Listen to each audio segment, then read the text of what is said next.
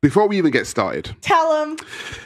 if you have watched 2 or more of our videos and you have not subscribed, then we have what, pal? Beef. What do we have? Beef. Exactly. So you better get doing that right now. Before Tell we 'em. even get started, all right? If you have watched 2 or more of our videos and you have not subscribed, Tell them. then we have what, pal? Beef. What have we got? Beef. Exactly. So you better get doing that right now. Over to you, pal. I'm making this video today that I didn't initially want to make. But there comes a time when we're all at a crossroad and have to make a decision. And sometimes that decision can affect you morally, it can affect you spiritually, and it can affect you financially. But it's a decision that we can't shy away from. Now, recently, Just Pearly Things has been caught up in some controversy. Why? She has interviewed avid racist and known racist Nick Fuentes. He is also an anti-Semite. What did Pearl do when she interviewed him? What she done is that she laughed with him and seems to agree with a lot of his points. Talk about instances of like when they initially freed the slaves, there were some slaves that felt so indebted to their owners that they would travel across states to pay them back, and they actually had a really good relationship with them. Now, if she had said some of these things about the Jewish community, she would have been cancelled in a hot minute. Ask Kyrie Irving. Ask Kanye West. Now, this isn't about the Jewish community. This is about us. Okay?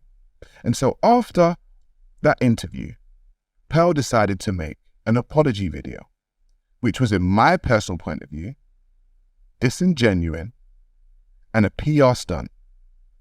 And all in all, it came from a place of deception. Guys, people say that stuff about me. They say I'm sexist. They say I'm a misogynist. And, you know, I really just like to give people the benefit of the doubt when I interview them. I don't go into interviews trying to interrogate someone. I just more try to listen and see where they're coming from. In hindsight, that wasn't smart. And in hindsight, I should have had someone, you know, maybe Sarah Garvey, maybe another content creator that could have pushed back more and really was more educated on the topics that he was talking about than I was, because I certainly was not an expert in any of the stuff that he was talking about. Now, I've been on social media for a while, and I have done interviews with the likes of Tommy Robinson, Sargon of Akkad, politicians like Lee Jasper, and also Lin May and people from the music industry like So Solid, Mega Man to be exact. Now, Pearl was reacting to my content prior to coming to the UK. And so when she came to the UK, I was very interested in the content that she would actually put out. And it just so happened that she was putting out content that I was interested in, similar to what the late, great Kevin Samuels actually put out. And I understand it because I myself had been embroiled in court cases and things of that nature when it comes to the mother of my son, and understand that the gynocentric order in which we live in is something that needs to be spoken about. So when she came to London, she said that she wanted to make a podcast, and I said, no problem. Okay, let's talk about it. And I decided to feature on her show. Now, when I featured on her show, because of my following in the UK, people would tune in. So essentially, I helped Pearl grow her channel. Okay, I was on there week to week, and I was working with her based on a fee.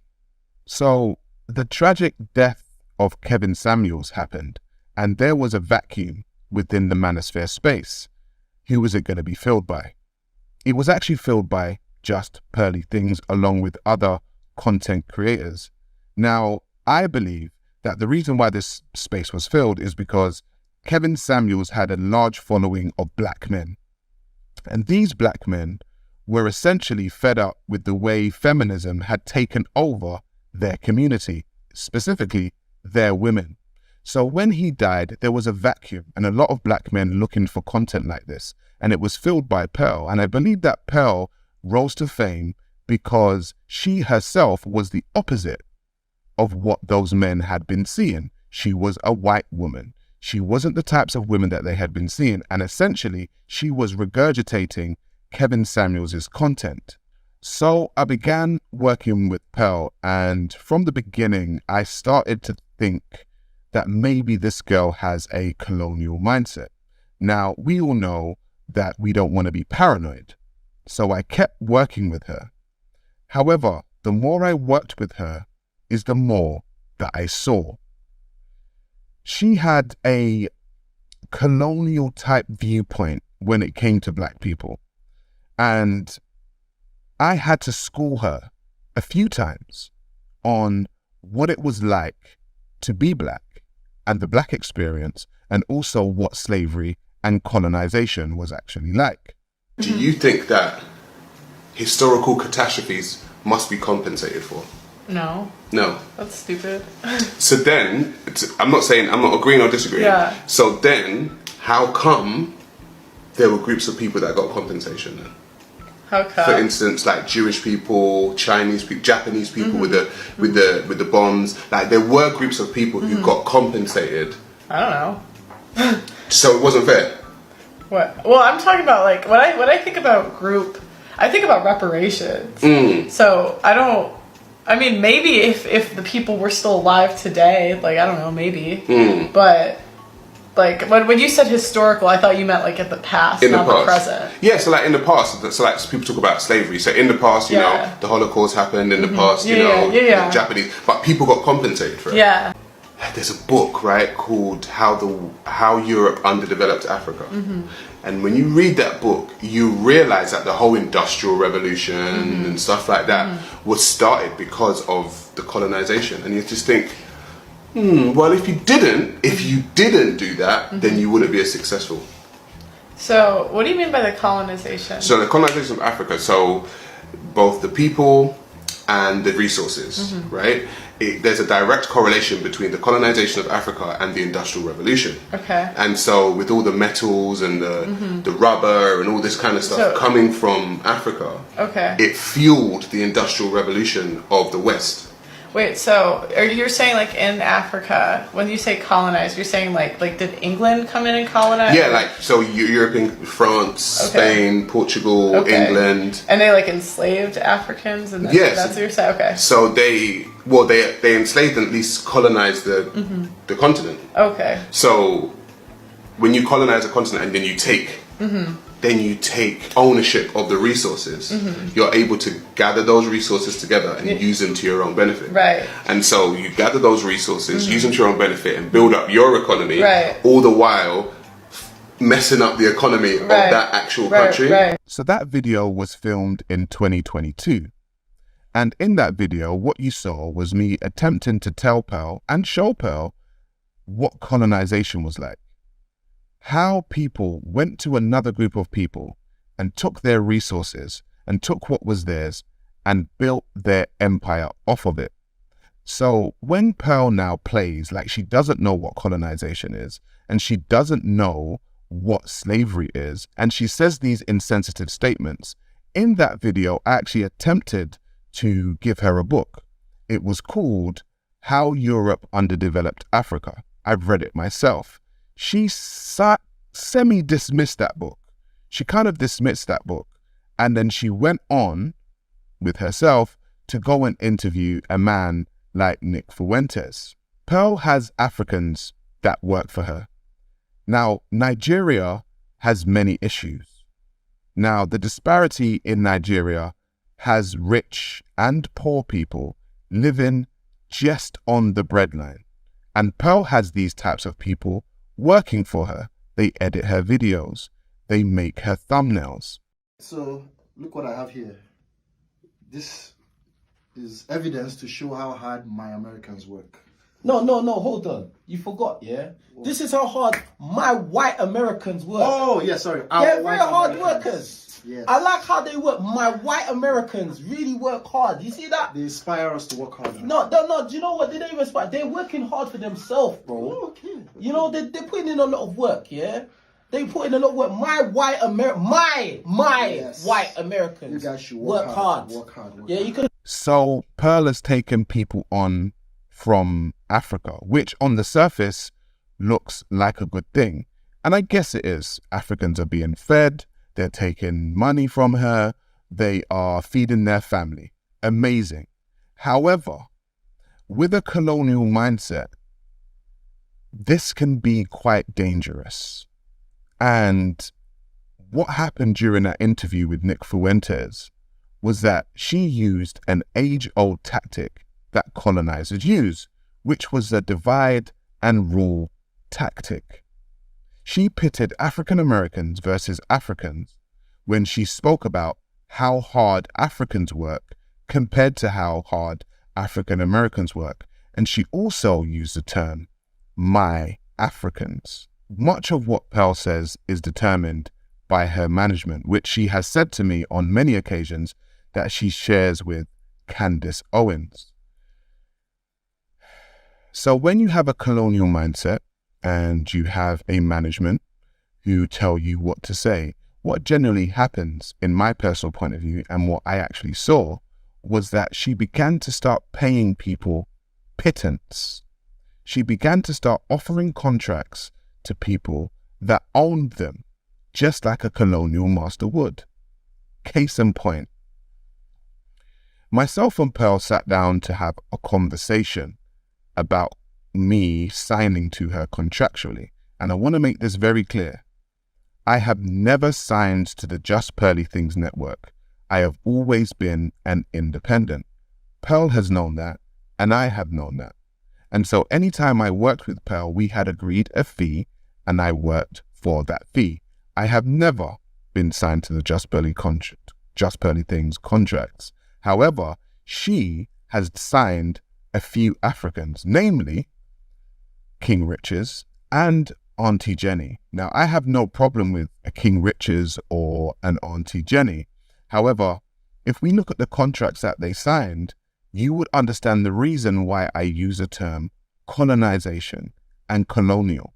Now, myself and Pearl sat down to have a conversation, and she expressed to me that she wanted to do a new segment for her show.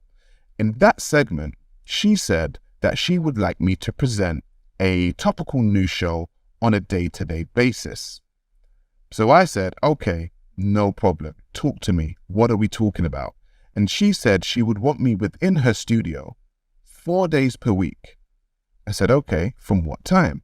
She said from 10 in the morning till 5 o'clock in the evening. And I said, okay, well, that is 7 hours. I said, so working 4 to 5 days a week for 7 hours is essentially a day job. I said to her, okay, so what is my guaranteed fee at the end of the month? What is the salary? And she looks at me and she says, we do not do guarantees and we do not do salaries. So I said, so if you don't do guarantees and you don't do salaries, what is it that you actually do? And she said she does percentages.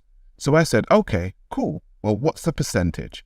She said, Sarah, you're the high end, so you will get 70-30. So I said, fine, okay, let me listen. 70% goes to me and 30% goes to you. Now she looked at me and she said, no, 70% goes to me, Pearl, and 30% goes to me, Sarah Garvey. And that's when I started scratching my head. And I said, hang on a minute. So are you telling me that's a high-end contract for you? And she said, yes. And I said, so are you saying that Just Pearly Things Network has other people on low-end contracts? She said, yes. I said, King Riches and Auntie Jenny? She said, yes. I said, what's the low end? She said, it's 10 to 15%. So essentially, she could be owning 80% of the content, which is basically the monetized views on somebody's channel, and they only take home 15% of the money? She said, yes. I said, Pearl, how long are these contracts for? She said, 3 years. So I said, let me get this straight. You want to own me for 3 years to take 70% of my ad revenue, keep me in your studio from 10 o'clock in the morning till 5 o'clock in the evening for 4 to 5 days a week, and you are not guaranteeing me any money. I said respectfully, for what reason would I work for your company? She said, because we have a great studio and we have great lighting and we have great editors that will edit your stuff down. Now, I may be a lot of things, but I'm not an idiot. I may be cool, I may be calm, I may be collected, but I'm not a fool. And essentially, the colonial mindset of Pearl has people working on her quote-unquote plantation for absolute pittance, when a year ago, I suggested to her to look into exactly what colonization was, and she acted dumb. Guys, people say that stuff about me. They say I'm sexist. They say I'm a misogynist. And, you know, I really just like to give people the benefit of the doubt when I interview them. I don't go into interviews trying to interrogate someone. I just more try to listen and see where they're coming from. In hindsight, that wasn't smart. And in hindsight, I should have had someone, you know, maybe Sarah Garvey, maybe another content creator that could have pushed back more and really was more educated on the topics that he was talking about than I was, because I certainly was not an expert in any of the stuff that he was talking about. Now, I grew up in a time where there were brilliant R&B girl groups like TLC, and also brilliant R&B artists like Toni Braxton. They both sold millions and millions and millions of records, but they ended up broke. Why? Contracts. They were signed to contracts that did not favor them.